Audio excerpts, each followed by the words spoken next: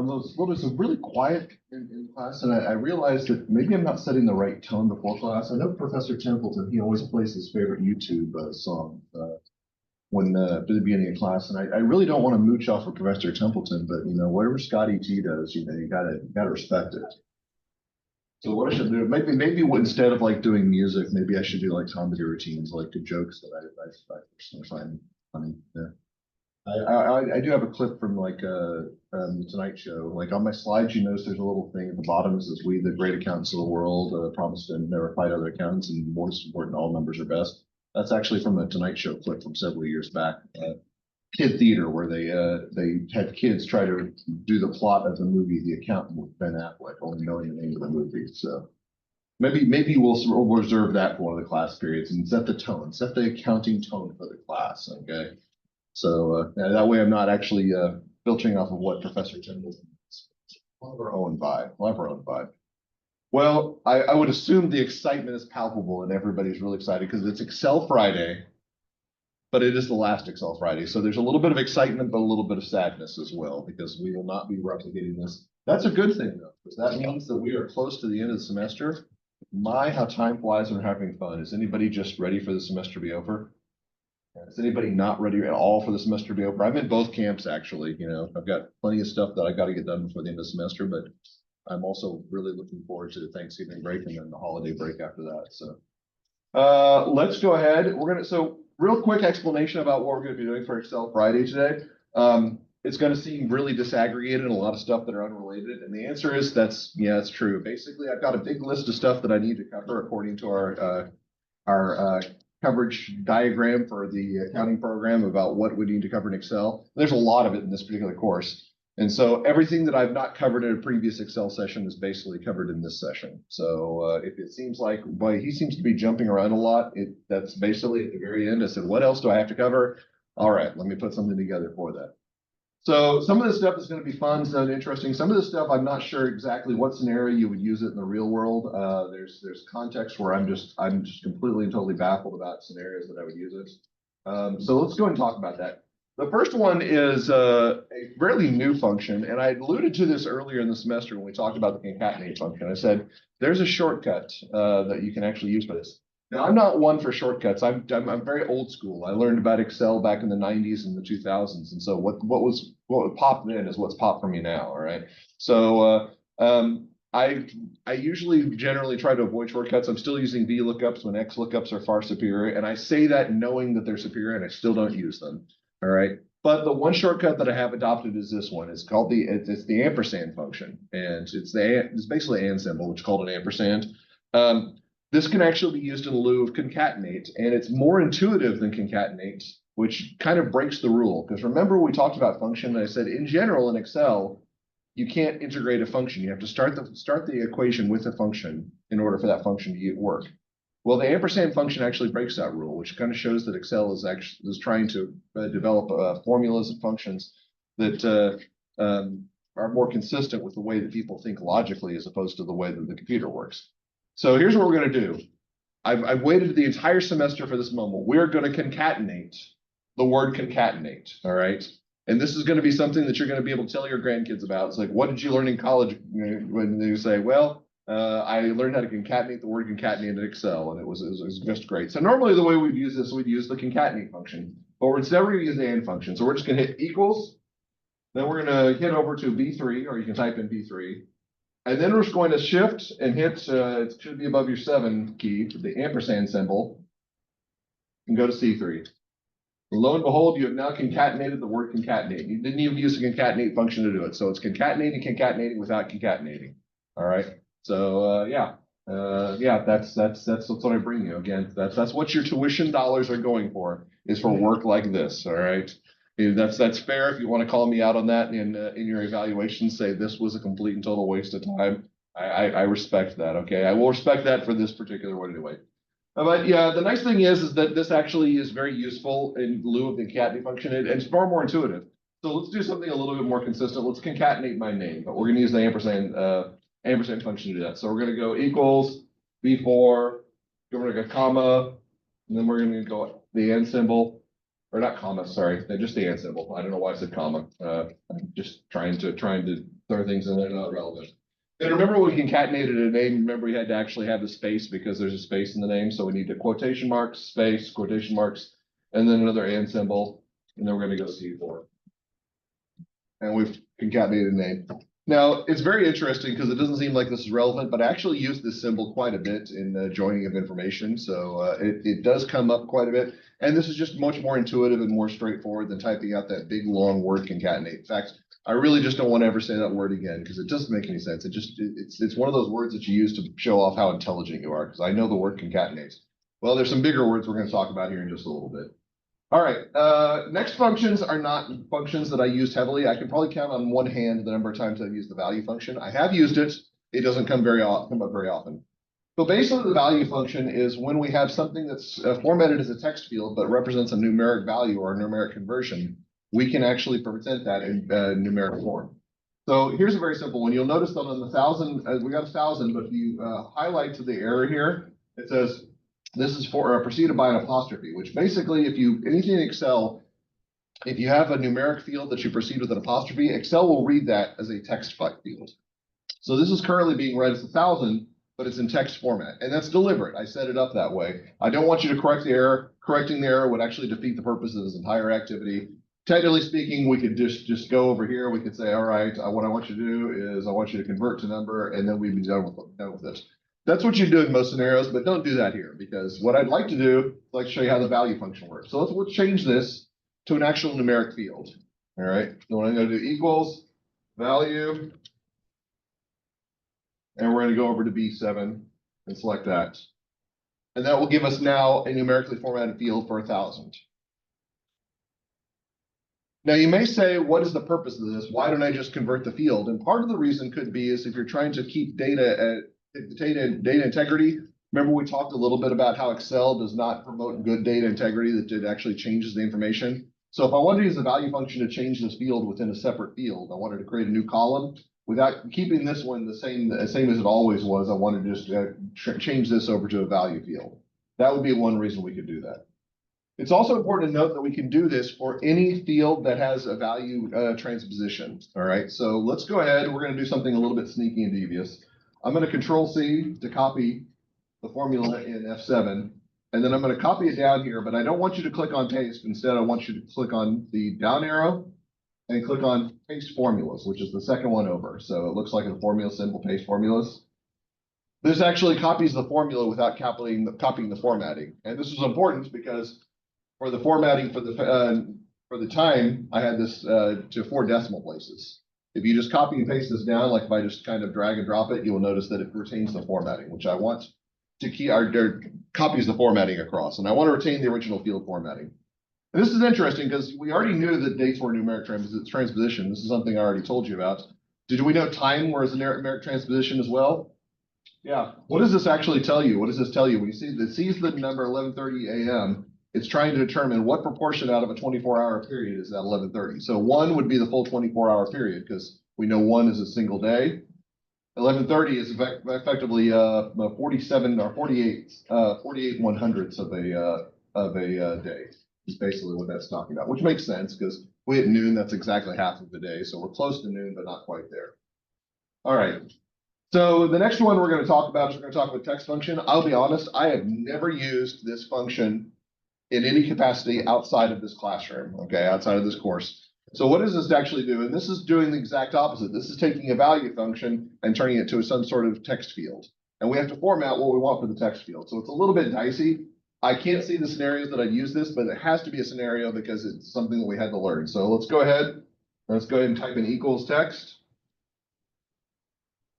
And we're going to highlight B12. In order to be able to provide information, we have to format what it is we want to the text format to look like. So in other words, it's going to say, all right, how do you want this to be presented within this text field? And we're just going to type in a 0. And basically what that's telling you is that I just want to present it in whole numbers, all right? Which is very easy. That's not very profound or interesting. Let's go ahead and make one small change to show the power of this, okay? There is a little bit of adaptivity that can be used for this. So instead of saying 0, what I want you to do is I want you to change that to 0.00 and then I want you to have put it in a percentage. So 0.00%. Now, if I'm correct here, if I've set this up correctly, when we enter this in, we know that 1 is, when you convert the number 1 to percentage, how much is it? 1 is equal to what percentage? 100%, yeah. So it should be equal 100% to 2 decimal places, which of course I just completely totally blew that because I didn't type it in correctly. Let's see. Quotations. Yeah, that's what I was going to say. I forgot to put the quotation marks in. There we go. The quotation marks are listed there, and then we have that. So again, I don't think there's a lot of scenarios that this would come in very relevant. There might become a scenario would use. This is not one that I use very frequently. Now, the next one is one that I use quite frequently, more frequently than I would actually like to admit. And this is called the length function, or the LEN function. So everybody ever watch Mary Poppins when they were a kid? You know, most people did. Supercalifragilisticexpialidocious. Everybody remembers that. I'm never going to sing again for you guys. You didn't appreciate it. Okay. Didn't appreciate it. For a round of applause. Yeah. Wow, yeah. So supercalifragilisticexpialidocious, the fake word that was made up for that musical movie, which is actually now an actual Broadway musical. But let's go ahead and figure out how long that word is. So type in equals LEN, and we're going to highlight cell B15, which it extends beyond the parameters of the cell, but still contained within that cell. So 34 characters. All right. So yeah. If you want to impress people, say supercalifragilisticexpialidocious. How long is that? It's 34 letters. All right. You really want to impress people, what you can actually use is the real word. So the longest word in the English language, pneumona ultramicroscopic silicovacanniconiosis. Okay. Which that's how geeky my friends and I were when we were younger. We would actually memorize useless pieces of trivia, like what the longest word in the English language was. This is it. It's actually not all that impressive. It's a coal miner disease. So you've got to see pneumonia as the beginning. It's a version of pneumonia that is specific to actually having that through an environment where you'd inhale coal vapors. And yeah, that I realize that's kind of dark now, but that's what this one means. So let's go ahead and just do the length function for that one and figure out how long that word is. And this is an actual word. It's an actual word. 45 letters. So yeah, longest word in the English language, pneumona ultramicroscopic silicovacanniconiosis, 45 letters. Now you not only know the word, you know how long it is. You can really impress people now. Now this one's I'm actually fine with if you want to tell people about this. Remember earlier I said all of our tricks in Excel, don't share those with people outside of this classroom. Okay, this one's okay, because most people are going to be like, I don't have the bandwidth to memorize that word. I'm going to assume most of you are just going to blow that off and say, yeah, it's not. I'm curious, if I put that on the exam with the longest word in the English language, is that fair game? No, that's not cool. That's not cool. I won't do that. All right. Oh, good. Let's see if I can force people to memorize that word. I have the power to do that, but I'm not going to. I'm not abusing my power. Now, here are some scenarios that we could actually use this function. So this is the kind of conversion that I've used this before. So let's say that I've got the example scenario is that I know that there's a floating field and I can actually adapt according to length. So let's say that I know that I've got a full name and I've got the first name, but I want to isolate the last name. And you'll notice there's a scenario here because the scenario here is that I've got two names that have different first and last names and length.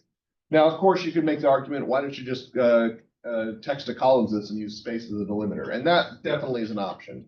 There might be reasons that we have to avoid that option, is that there's additional information that we have to deal with, or there's not any consistency in the use of the delimiter. But regardless, what we can do is we can actually use a length function to parse that out.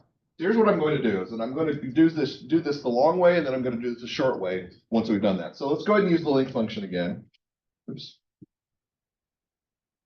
And I want to actually highlight my name right there, my first name, Michael. And I know my first name is 7 letters. And I know this because I watched the video before class from last semester where I said my first name was 6 letters, okay? And I felt really embarrassed because I've had this name for 52 years and I said it was 6 letters and I was really embarrassed about that. Now, my first name is actually 7 letters and I will never forget that again. But Dr. Caden's first name is only 6 letters. Can you paste that down? So using that information, again, we can parse out the last part of it. So let's go ahead and use our mid function that we learned from a while back. What I want to do is I want to highlight the full name text. And then its start number, I want to refer to F17, which is my length that I calculated. And I want to add 1. I want to actually say F17 plus 1. What is that plus 1 for, by the way? for the space that comes right after my first name, okay? Because everybody's name's kind of formatted that way, first name, space, last name. So I'm adding a +1 for the space. And then I'm going to put in an arbitrary large number of characters. It doesn't really matter how big. I put something like around at least 20. I'm going to put 50. What the reason for that is that there's going to be differing lengths of last names, and I don't know exactly how long every name's. So I put a really large number in there. It's going to capture all last names regardless of size. Unless, of course, your name is something like the combination of supercalifragilisticexpialidocious and pneumon-ultramicrobial. You've got a last name that's more than 50 characters. That's got to be a pain to actually sign checks. That's all I can say right there. So we're going to go ahead and do that. Type that in, and I've isolated Barnes. Now, that was not all that impressive, but what should happen is if I set this up properly, it should float down and pick up Caden as well. And it doesn't really matter what the lengths of the first name and last name are, it will adapt to the new data. Okay, so that's one way to do it. Now let's actually go ahead and we're gonna go up a notch. We're gonna see if we can do this again, all within a single formula. So we've got two formulas that we're actually doing. We're gonna try to embed this entire formula. So let's go equals mid. Then we're gonna go to original text, which is my full name. Okay. Then we're gonna go for a start number. We're gonna say LEN. I'm gonna go to my first name, which is C17. Then we're going to add +1, because remember we have to account for the space. And then we're going to say 50 characters, because it's just an arbitrary long length. And now we actually have a formula that when copied across, adapts for each new separate piece of information. And it's just a single formula, but it's embedded multiple functions within the same formula. Now that should be somewhat impressive. That should be somewhat impressive. Less impressive are the final things that we're going to talk about. We're going to talk about some date transformations. The first few of these are pretty straightforward, okay? So I've got a date function here. It's actually today's date, 11/8/2024. And I want to know, what is it that we have with respect to day, month, and year? It doesn't get more simple than this, to be honest. The formulas are exactly the words. So equals day. And I'm going to highlight B21. We'll do the same thing with month, but I'm going to say month, B21. Then everybody can predict where we're going from here. We're going to go year, B21. Again, this is your tuition dollars at work. Me teaching you how to actually isolate day, month, and year from a date field. It's like we learned how to do that in first grade, Dr. Barnes, if not earlier. It's not much earlier. That's fine. I'm going to teach you some things though that you may not be familiar with. So the next one is going to be a formula that isolates day of week. Now I want you to make a note of this because this is going to be relevant. This is not day of week is not the formula, okay? There's not a formula that's actually day of week or DOW or something like that. It's really counterintuitive. The formula for this is weekday, okay? The formula for this is weekday, which I know that when we hear the word weekday in the American vernacular, we're thinking, oh, that's Monday through Friday. That's not what Excel thinks of when it says weekday. So weekday is basically saying, what is the day of week? So let's go ahead and says equals weekday. And we're going to highlight again B21. Now you'll notice it comes back as a 6. So is that a problem? Is that something I did wrong in there? Well, if you look at the information that it talks about within the formula, it says it will return a value between 1 and 7. 1 being Sunday, 2 Monday, 3 Tuesday, so on and so forth. So what is the 6th day of the week according to that conversion? Friday, and is today a Friday? Yeah, so we're on good shape. Just for context, let's go ahead and do this. I'm going to I'm going to make you do a VLOOKUP. If you want to do an XLOOKUP to spite me, that's fine, okay? But I'm going to do a VLOOKUP. Equals VLOOKUP. I'm going to highlight F21.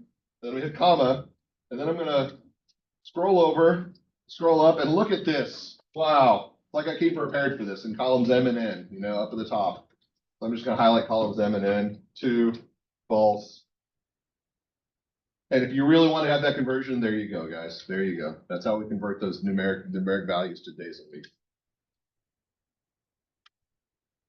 So that way, if I actually change this, like I say, all right, well, what's tomorrow? So 11/9/24, it will actually update to Saturday, so on and so forth. But we're all familiar with that.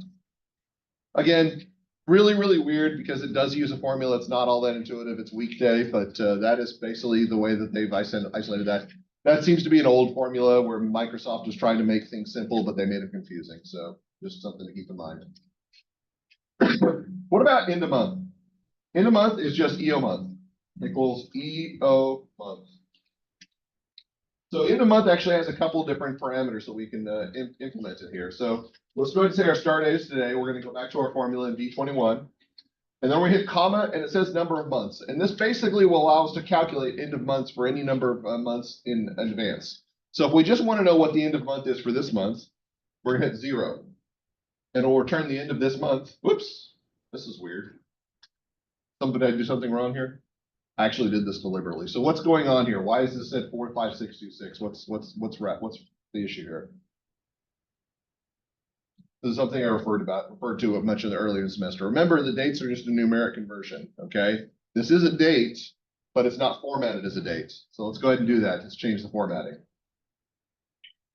You'll see that I've got it formatted as general. I want to format it as a date. If I click on date, there we go. 11/30/2024. So that's more consistent with what you're expecting. I did that on purpose, by the way. I did that. Actually, the first time I did it on accident. And then I said, yeah, I'm going to leave that in there just because it's value added. Okay. So yeah, we know the end of this month is going to be November 2024, which is not really all that compelling. But let's change our formula just a little bit. Let's go back to this end of month formula.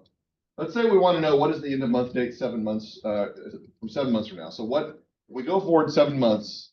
What will that end of month day be? So we're going to change 0, and we're going to actually just highlight G22 because that has a 7 in there, which I deliberately put in there. So June 30th, 2025.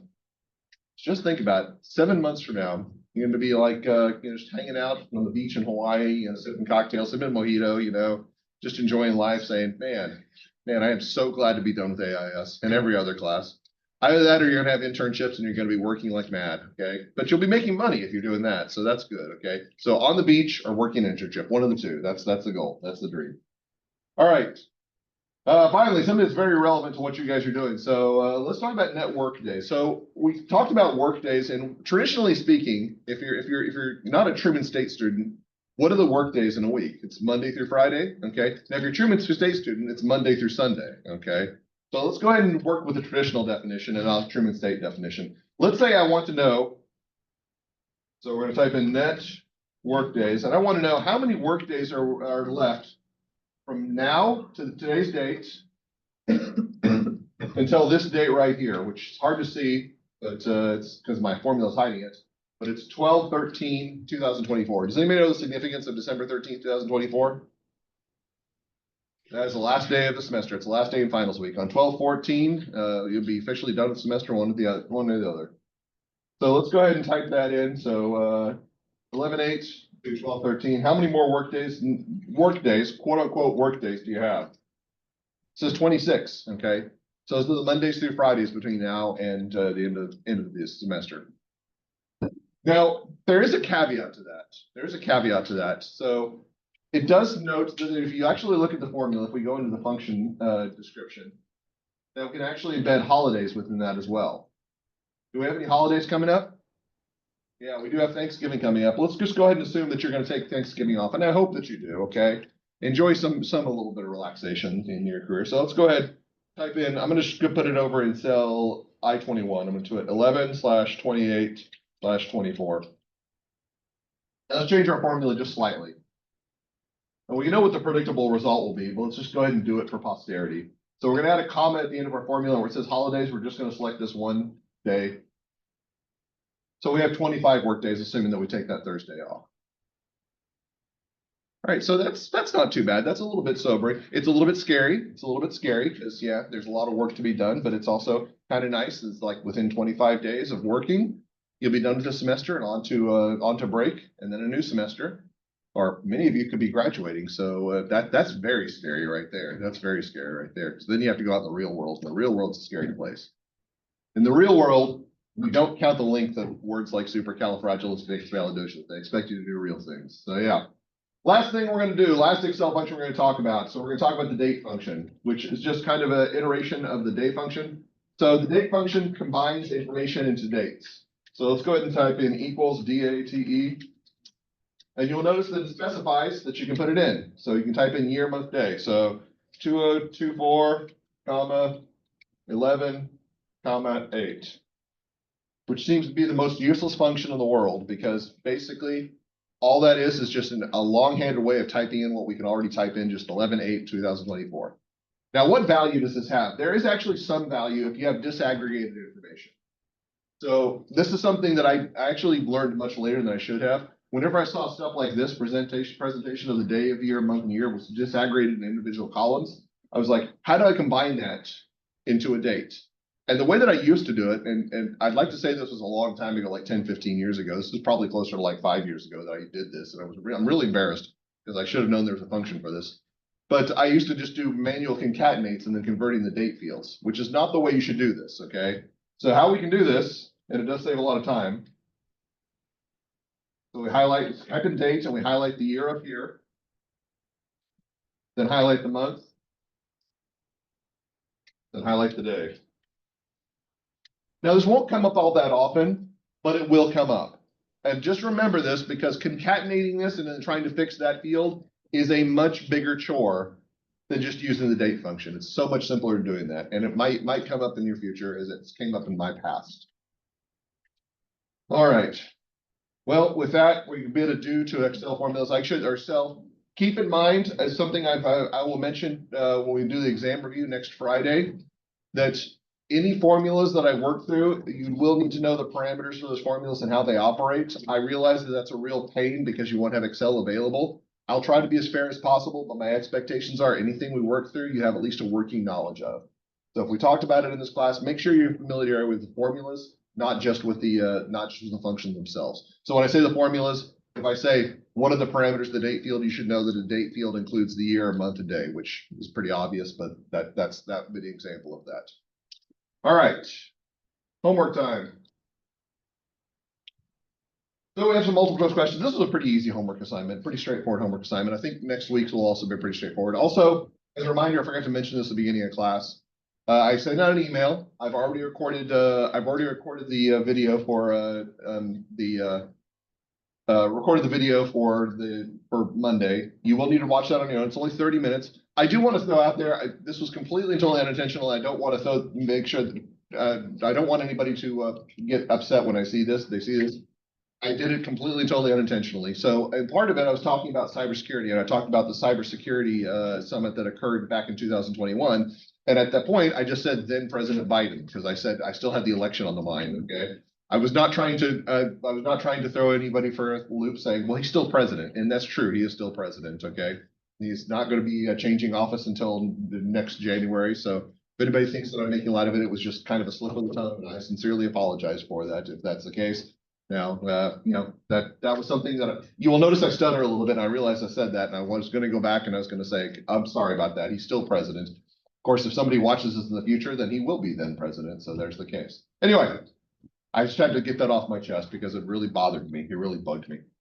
So we've got no class meeting on Monday, but you will have to watch that video. We will have homework on next Wednesday based on that information. So you should have that access to that. So let's go ahead and do today's homework. So based on Sarbanes-Oxley Act 2002, which of the following sections about internal controls?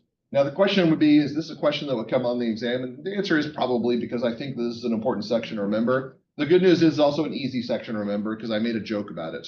Remember I said that the 404 error is when you can't find something on a computer. This is kind of like the 404 error when you can't find a control. So Sarbanes-Oxley Act section 404. Question number 3. Controls are designed to prevent and detect or correct errors in transactions. I think the wording on that's a little bit off because prevent or detect and correct, I should say. Because remember, if you have a detective control, you also want to have corrective control. All right. Now, can you have corrective controls without detective? The answer is yes. We're actually going to talk about that in a little bit. We actually were alluded to that at the end of the lecture last week. Remember that if we're talking about corrective controls with respect to disaster recovery planning and business continuity, you don't actually need a detective control because if a disaster happens, it's pretty obvious, okay? There's no need for a detective control. It's more like just making sure I have corrective controls. But for the most part, detective controls will be paired with corrective controls. So the way that I like to phrase this is the controls are designed to prevent or to detect and correct. All right, that's the way that I will utilize the terms here. So controls are provided to prevent or detect and correct errors in transactions in a process for specific subsystems, okay, are considered to be what? Okay, what are they going to be? So the key to this one understanding is saying as they are processed to a specific subsystem. So that sounds like what the system itself is doing, what the computer, what the information system is doing. How would we categorize that from an IT perspective? Is this going to be a general control or an application control? Application, okay, this is something the computer itself is doing. That's what the system itself is doing. That's what we've always used as a definition all the way back when we talked about it back in, I think, chapter 5. We talked about this concept. So this is going to be an application control. All right. I'm going to re-emphasize this again, and then I'm going to talk about it again on Friday, but I cannot emphasize this enough. There will be questions like this on the exam. There will be questions in detail about the COSO framework because it's so important. So please make sure you know this. It doesn't matter how many times I've said this in past class. There have been students who have said, hey, probably is not serious about that. I am dead serious about this, okay? Please make sure you know the COSO framework, okay? 5 parts, okay? What is our first part? That was the talk about what is the scenario? How do the people at the top of the organization, how they treat controls? What do we call that? That's control environments, good, okay. Then we talked about trying to identify any potential issues that the organization faces. That's really important because we can't have controls without this step. What's that called? It's the entity's risk assessment process, okay. Then once we've identified risk, we implement controls. Those are going to be control activities, okay. Once we have controls, we need to actually make sure that everybody in the organization knows what their responsibilities are and how the controls will operate. That's information and communication. And then we need to have a procedure that actually updates and revises controls in response to new risks, okay? That's considered to be monitoring, all right? That would be kind of the aggregate of what I'd expect you to know for this exam, really, really important. So there are 5 components. 2 of those are not listed, okay? Because one of those is not listed, excuse me, one of those is not listed. So control environment, we talked about that. Risk assessment, we talked about that. Control activities, we talked about that. Monitoring, we talked about that. We didn't talk about effective operations. Sure sounds like it should be in the control component, but it's not. We're missing information and communication. So this is not one of the components like that on there. All right, question number 6. A field check is what? So what is a field check, first of all? What is a field check? That would be ensuring that a field input follows certain parameters and meets certain values. So if you have a numeric field, you can't input alpha data or anything that's not numeric data. Or if it's got a limit, okay, a limit on there, then it actually specifies whether you're within the range of that limit. What is that designed to do? What is something like this designed to do? Designed to make sure it prevents information that's not accurate or not proper to be put in. So if it's designed to prevent something, could we say that it's a preventative control or preventive control? They say preventative, I say preventative. Tomato, tomato, potato, potato. Yeah. All right. Preventive control. All right. Question number 8. By the way, there will never be any true and false questions on my exam unless I'm being snarky, unless I just have something on there that I just wanted to get off my chest. But for the most part, this is not the type of question you see, but it's an interesting question. Is backup a preventive control? So what is preventive control? What is the parameter of preventive control? It's trying to prevent something from happening, okay? Think about what backup does. What do we use backup in the scenario for? In case something happens and then we have to correct the problem. So backup is a corrective control. Backup is a corrective control. That's, by the way, when you approach questions like this, even though it would never be a true-false question, I would make sure you ask the question, not just is backup a preventive control, but if it's not, what type of control is it? Okay, so make sure you can answer that question as well. Question number 12. Based on COSO 2013, which of the following statements is not correct? What do you guys think? We should run through all 4 statements to see if they're accurate. All right. Employees at any level of organization play a role in internal control. Is that true? Yeah, that was in the COSO cube that I showed you guys. Remember, we talked about the different levels of the organization, and I said we have controls that operate at the organization as a whole, really large controls. One of those being financial statement reporting. Okay, we have code of ethics. Then we have controls that operate at the individual entity level, like the store level. It says don't open the cash register without the manager using their key. Okay, stuff like that. Controls operate at all different levels of organization, meaning that individuals at all levels of organization have controls responsibility. Internal controls can provide reasonable assurance only. That was actually in the definition, okay? And as those of you who are moving on to auditing will talk about, that term reasonable assurance is really, really important. Not going to talk about why in this course. You just need to know that reasonable assurance is what controls are designed to provide. Internal control is a process consisting of ongoing tasks and activities. Does that sound like internal control? Sure is, because remember, controls continue to operate as transactions are processed through the system. They operate for each transaction or each relevant transaction. Responsibility of monitoring effectiveness and internal control belongs to the internal audit group. Who's responsible for internal controls? We talked about this. SOX section 404 defines the responsibility for internal controls. And that group, I'll give you a hint. The people who run the organization begin with the letter M.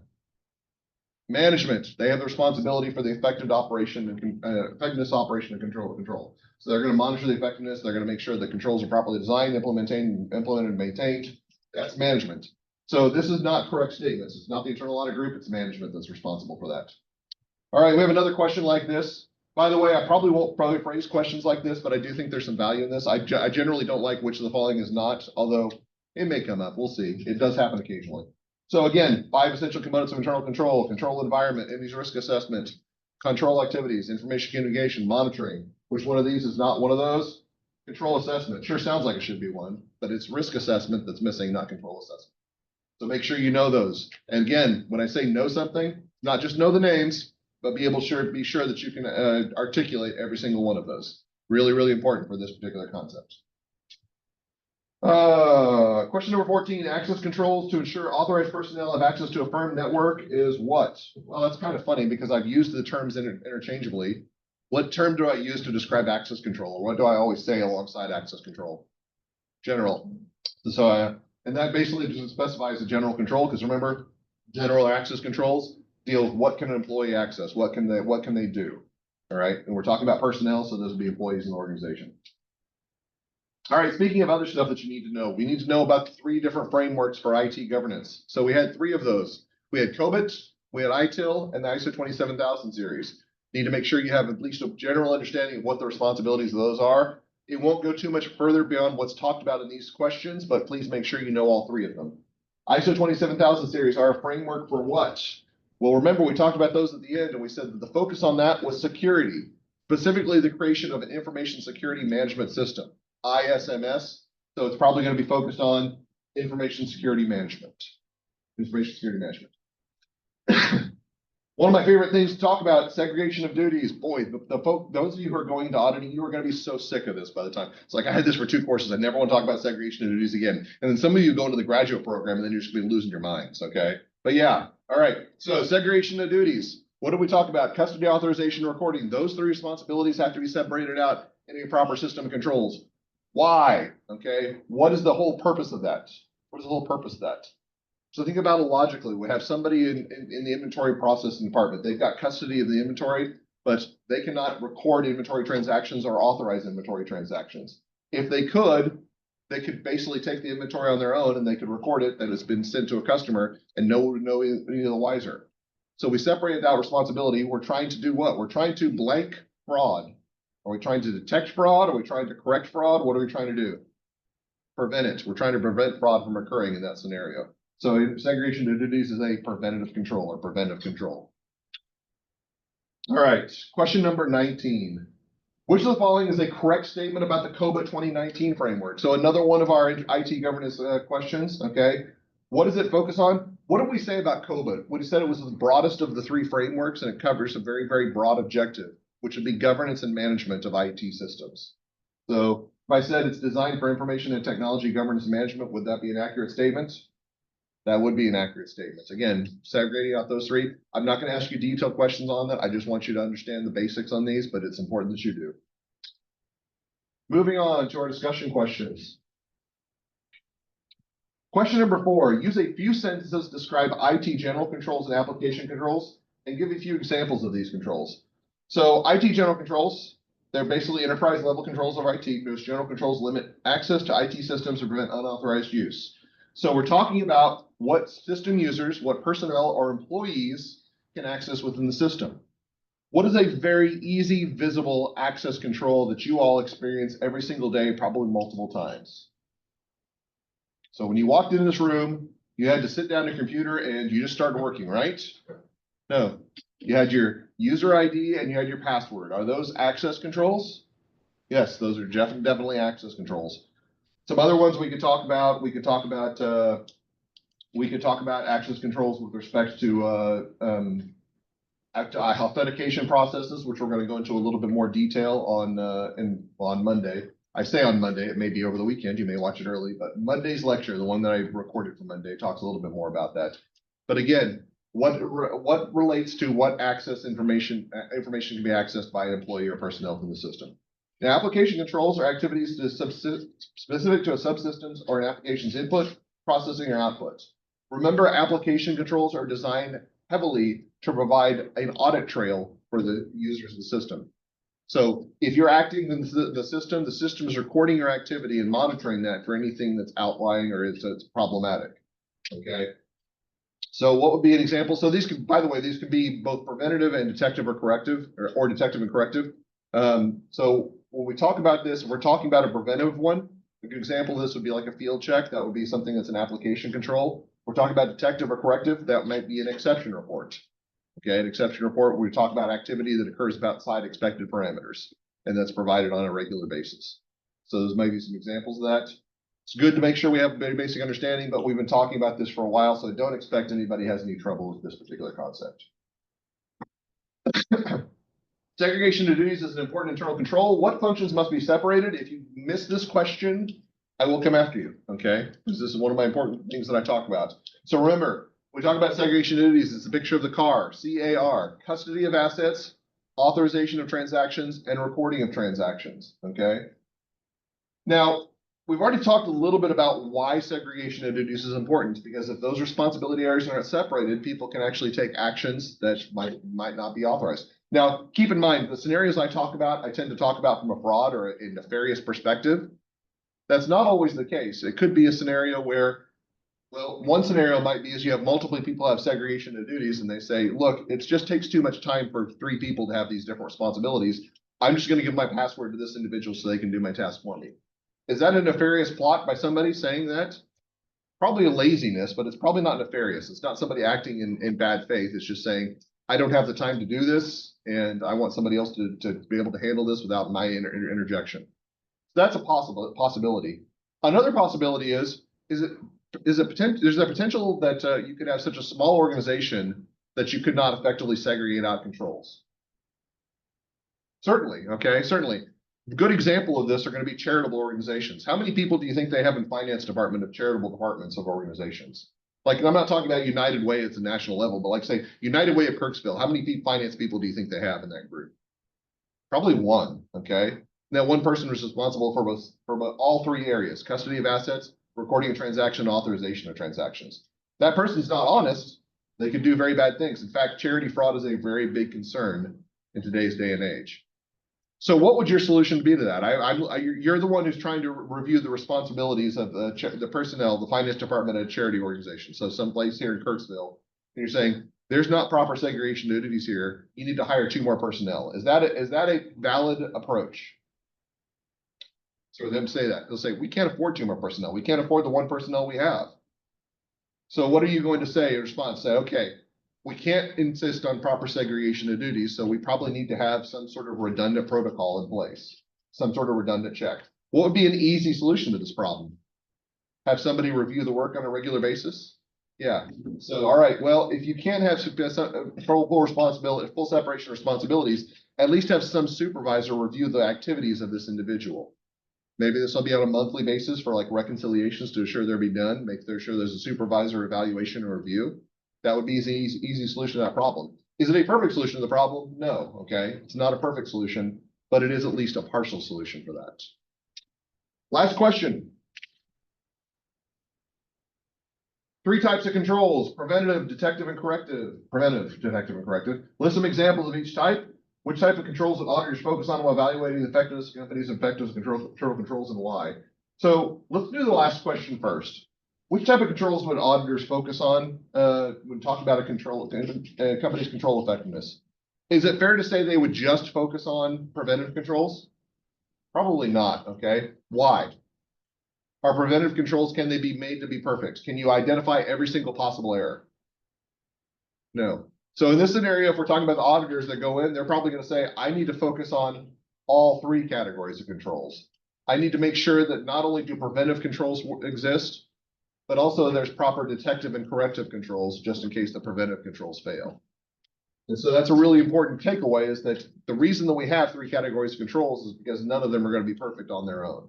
None of them are going to be perfect. So what are some examples of preventive controls? We've already talked about my favorite preventive control of all time. 3 letters, CAR. What is that called? Everybody should be shouting this right now. Segregation of something. Segregation of duties. Yes, that's where you are. I appreciate the shouting at the end there. That was great. It was going to be recorded for all time. Yeah. All right. Segregation of duties. What about detective controls? So basically, this is kind of the supervisor review and evaluation. This would be a process that takes place on a periodic basis to make sure anything, or this could be a system process. I mentioned exception reports. Have you ever heard the term exception reports before? So exception report is something that occurs on a periodic basis, usually daily. It can be more frequent though, where a system generates any information about something that was unexpected. So say, for example, you're supposed to have all transactions are authorized. That's a control in the system. An exception report prints out all transactions that were not properly authorized on the previous day. Why would they do that? So somebody can review that and say, this is weird. Why did this happen? And follow up on it. What type of report or what type of control would that be? That'd be a detective control. Trying to detect is there a problem here and do we need to follow up on it? Because the preventive control obviously didn't work, because whenever there's a transaction, it should be properly authorized. So the detective control is a follow-up control. Another example, something you should maybe be familiar with, for those of you who said 302, what do you have to do on a monthly basis when you're trying to validate your cash amounts?